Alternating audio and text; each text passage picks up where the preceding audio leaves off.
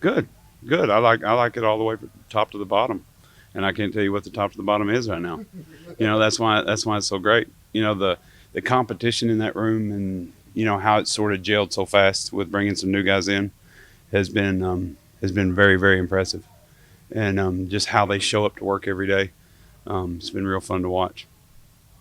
Just kind of looking at some of the new guys, how are they kind of meshing in? Like guys like Tyler and Warren, how are they meshing in now with their fit on the field a little bit? Good.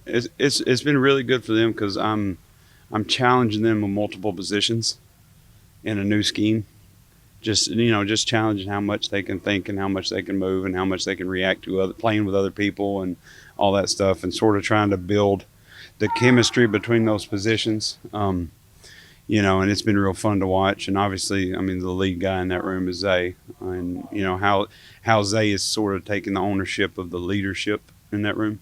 Because last year we had J.J. Pick and Keith Brown and all them guys, and they've been together forever. And to see him step out of his shell a little bit has been really, really fun. Obviously, he can play. I mean, he's done that. He's played a bunch of snaps here. But to see him step out from a leadership standpoint, and especially in like meetings and stuff like that with some of the young guys and the new guys, and like he's learning every position, and it's been real fun to watch him and what because the whole room grows with him, and that's what's real neat to watch. How is it? I know you mentioned you wanted to challenge him to be more of a vocal leader, but seeing him on the field now, that's starting to show up a little bit more differently than before. Now with that challenge a little bit. Yeah, absolutely. I'm not saying that he wasn't vocal before. He's one of those players that he's going to show you with action, and his energy on the field is contagious. I don't ever tell my you don't need to be a cheerleader and a rah rah guy. Like how you play is, and he don't have to fake that. Like how he plays and how he runs around is genuine. Like it's not. I mean, I can sit here and pat myself on the back all I want to as far as a coach, but it is natural for him. Like and every good player. I mean, that part of natural ability that comes. Obviously, you're talking about it. You're talking about effort. You're talking about technique, but that stuff comes natural to him. And so I do my best not to hurt him, more so how to help him. You know. Looking at the scrimmaging aspect, you talked about Hmm. challenging guys in different positions, and Yeah. this is a game like setting that you got to have in Nashville. Yeah. How important is it to kind of see how they operate in this type of setting and things you've been challenging? I think it's huge from just the whole travel atmosphere. Because I'm obviously the difference between a home and away game. Like I've already started talking to my guys about it, like how you prepare, how you get on the bus, how you sit in meetings when you're not sitting in the usual position meeting area, when you're not sitting in the usual team meeting area, when you walk out into another atmosphere and nobody's cheering for you, which that won't be the deal in this, but that's the mindset that I wanted to have, and sort of putting that chip on your shoulder to play away from your home stadium, away from all your friendly fans, and they don't want you to win.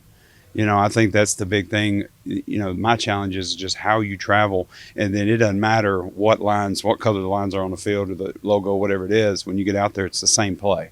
And that's the challenge for my guys. And at the same time, being smart and making plays that you should make, and those things. Those are the things. But the biggest thing is, like I told them after this practice, like spring practice is awesome opportunity to gel from an energy standpoint.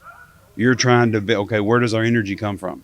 Where does it come from? Is it a collective group? Is it from this? Is it from that? And you find those things in spring ball, like what you're going to hang your hat on once you start playing other competition. And that's my biggest thing. We're going to go in this other place in Middle Tennessee, which is where I'm from, and it's going to be a great opportunity for them to get into a different atmosphere and show where the energy is going to come from.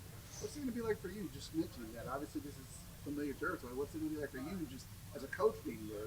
Is it interesting? Is it special? Is it just? Oh yeah, it's awesome. Yeah, it's great. I mean, especially there are a ton of great football coaches in the Middle Tennessee area, and I actually had the luxury to coach with a bunch of them. The head coach is Centennial, and I'm not gonna sit here and mention all their names, but head coach at Oakland, like half of them I grew up with, and half of them I coached with. So I mean, I respect those guys like crazy, and to be able to go in their area and show what our guys can do, and let those guys come and watch. I think that's a neat thing too, just to give them a different feel, and especially this time of year. Where else are you going to go watch tackle football for 80 to 100 plays? That place should be packed and rocking if you love football. I imagine, because I know guys like Rodney, some of those guys, it's going to be a nice home going for them. But for you as a coach, do you kind of like enjoy some of that? Like, okay, I am back home coaching. Is kind of you kind of enjoy a little bit of it. Oh, absolutely, absolutely. I mean, I've had the luxury in my coaching career to coach, 14 out of the 15 years in college in the state of Tennessee. I've always recruited Tennessee, so I mean, this is sort of the my footprint too in my area, and we talk about that from state line to state line. Trying to get as many guys in this roster from this state, because they play really good football over there too. Yeah, I was going to ask you from the recruiting perspective, how beneficial is to get this space time in an area that you Well, obviously don't have. it's beneficial on not just Middle Tennessee, but East Tennessee as well. Because you're sitting there talking about there's a lot of good players in Knoxville, Chattanooga, in between those areas, Cookeville, Nashville, Franklin. All those different areas where we're cutting the time in half. If if they wanted to come watch, they can come watch. Obviously we can't talk to them; they're being off site, but it's an opportunity where they don't have to drive 6 hours from Knoxville over here to watch this brand of football. And we think we got a pretty special brand of football to see. Awesome. Hey, Appreciate it. thank you. Yep.